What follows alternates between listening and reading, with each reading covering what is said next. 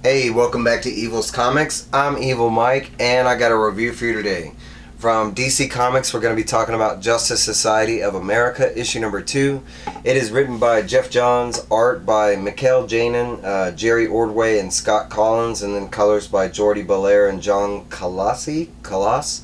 And then letters by Rob Leigh, and I think the cover is done by Mikel Janín as well. Okay, so funny little story. YouTube did some trickery, I don't know how, but I applaud people for, pointing it out. Ranger Sly, Larry. I'm sorry I didn't get the joke, Larry. But somehow I did this review last night and it got mixed up with my Behold Behemoth, which is weird because I upload each individual video separate. I don't know how that happens. On my phone I have to delete each one after I get it done. So this is technically like maybe take 4 on this review, because I think the first time it took me a couple times to get the video down right. So here we are again. I do thank you, Ranger Sly, Larry Green Machine, for pointing out that this was not the review for Justice Society of America and it was actually Behold Behemoth. I apologize. You probably thought it was like some kind of joke where I was just going to keep running with the Behold Behemoth and then all of a sudden, bam, there's Justice Society. No, I don't know. YouTube just maybe pull. I mean, I don't even know how it happened, but I do apologize. But here we are. Before we get started, I have to, please like, comment, subscribe. It does help this channel out a lot. It's all free. It doesn't cost you anything, I promise. I might pop up in your feed every now and then. You can disable that, actually. There's a lot of stuff you can do on YouTube. But a lot of I've heard a lot of people lately, they think subscriptions, they charge you, or the likes, or they do not. None of that does. It doesn't charge you. Okay, so without further delay, and I do apologize, I should have had done this last night. Technically I had to kind of go flip back through it because once I get done with the review, it's kind of out of sight, out of mind on some level. Not completely, that's how I read issue to issue, but I was on to the next stuff. Alright, so this book starts off directly where we left off with the last issue in the snow globe, and I did not know this, but the snow globe has the memories of Thomas Wayne, hence the 3 snowmen in the picture. That would be like Bruce, Thomas, Martha. All that was in the Flashpoint, Batman. It was something that came out recently, and I happened to miss it. I don't know why I passed it up. I think it was just during my move. Okay, so we are caught up here. I will point out that during the beginning of this, because we are technically at the brownstone is what we're looking at. The snow globe is on the table at the Justice Society of America's headquarters, and it is being examined. It is, like in the background, it is already being stated that it is something of immense power. They don't know what it is, but us readers are supposed to know that it has the memories or something like that tied to Thomas Wayne, the Flashpoint Batman. The book picks up with the Huntress, and the last we saw, she was being hurled through time with the snow globe. She was sent in time by her mom, Catwoman. And that was just after the this huge battle where the Justice Society of America in her present day had been killed off. That's why she's being sent to the past. She's looking for Dr. Fate, supposedly, he'll help her.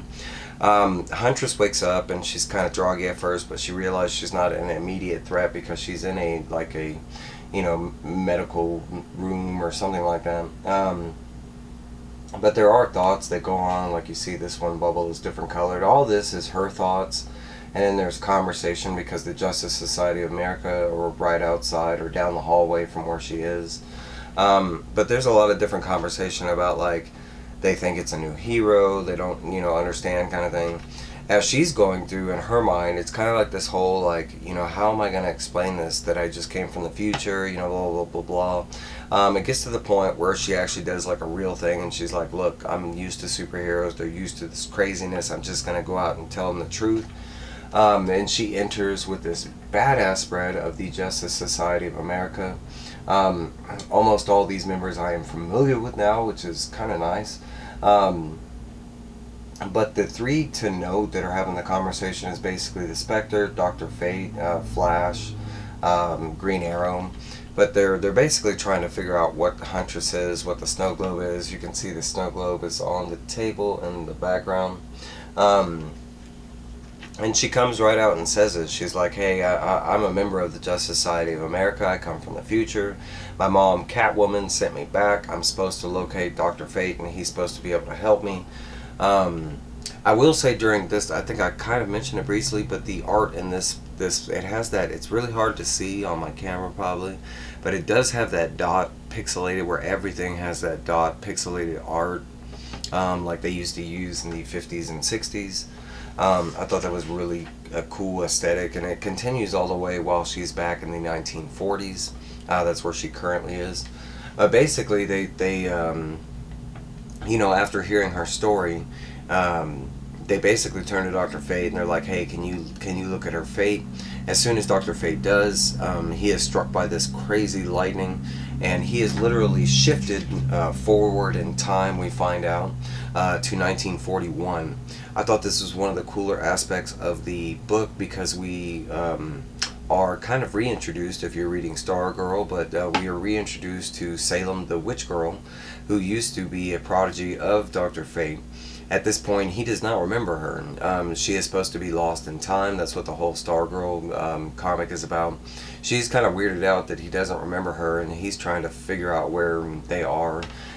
He does quickly, and they find out they are looking for Miracle Man, who is tracking down somebody who we find out real quickly who he's looking for. But it's not a Miracle Man that I'm familiar with, fill me in, but he goes by Thaddeus. I am used to like Scott Freeman, I think, as Miracle Man, and I know we have two of them now. If this is like the original Miracle Man and he goes by Thaddeus something, I'm not sure.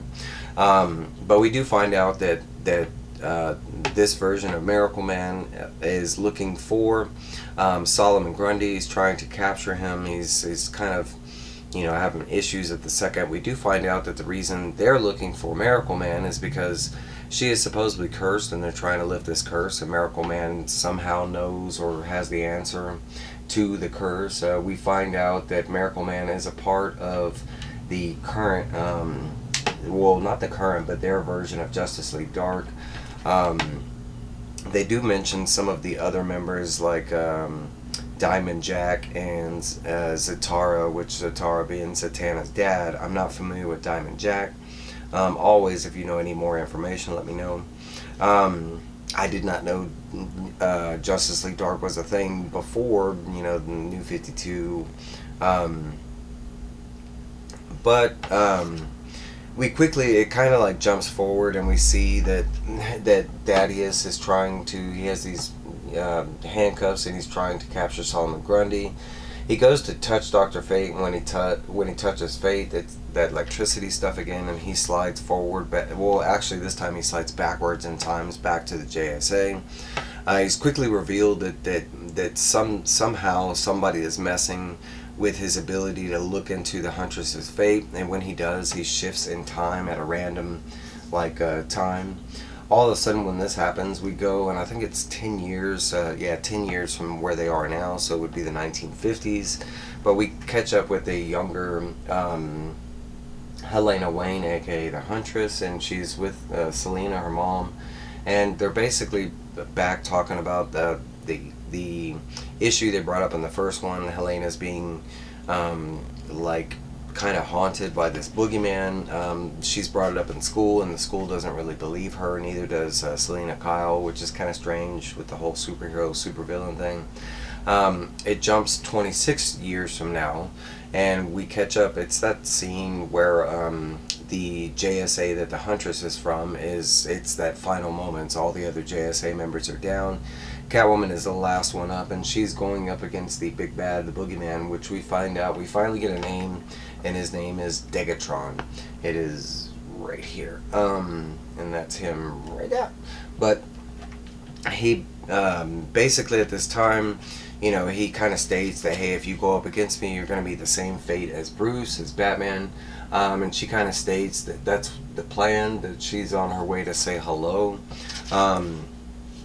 And the next scene they show us is just the grave sites of, Selena Wayne and Bruce Wayne buried together. After that, it's kind of like a couple different things, and we see that she is seeing bits and pieces of you know, it wasn't like we were shifted in time. It's like she's seeing these moments in time. But we are getting the last moments of Catwoman before she dies. And it's basically Degatron saying, you know, because at this point she has already sent Helena Wayne into the past with the snow globe, hence right here. But, you know, Degatron basically telling Catwoman that it doesn't matter where he sent Helena, that he has all this time, and time doesn't matter. It kind of, you know, has the whole Kang feeling to it. The book jumps around a bunch. We go to 1941 and we see that Miracle Man, Dr. Fate, and Salem the Witch Girl were successful in capturing Solomon Grundy, and there's a mention of finding Solomon Grundy's wife, which I'm not familiar with.